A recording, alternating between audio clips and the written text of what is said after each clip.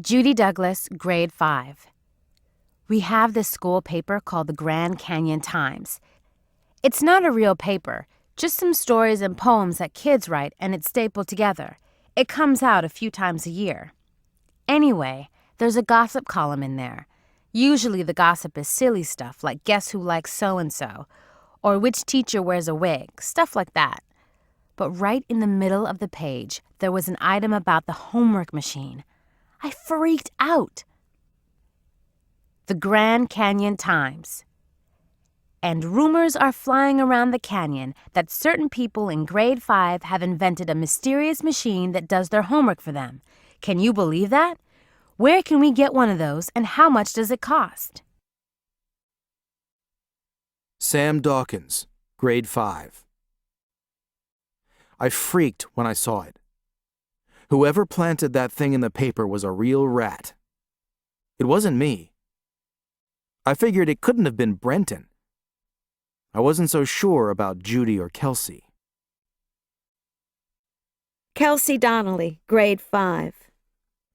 After the thing was in the paper, we had to have another stupid meeting. Sam tried to get one of us to confess, but nobody did. We decided that we couldn't meet at recess anymore, and we couldn't be seen talking to each other at school. Judy was totally paranoid that we were going to get caught. Ronnie Tiatuaki, grade 5. Okay, I was the one who tried to break into Brenton's house. I had to find out what they were up to. What are you going to do, throw me in jail? I didn't cheat on my homework, and I had nothing to do with the item in the paper. You'll have to pin that on somebody else. Look, I didn't know if they had a secret machine or not, but it sounded believable. And if they did have a machine, it wasn't fair to the rest of us.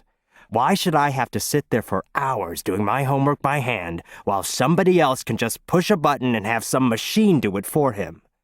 I wasn't the only one who felt that way. I heard other kids talking about it.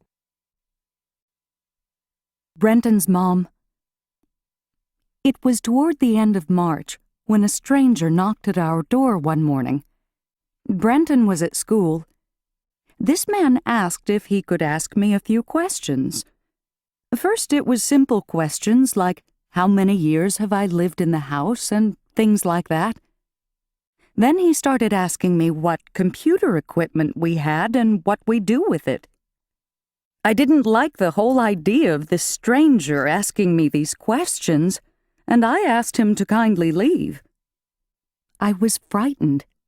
I didn't catch his name. Kelsey Donnelly, grade 5. We had to have another stupid meeting because some guy was snooping around Brenton's house.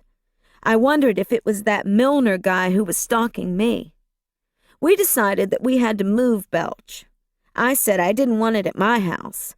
Judy said she didn't want it at her house, so we moved it to Snick's house. What a pain it was carrying all that stuff. The computer must have weighed a ton. We had to put it in a wheelbarrow.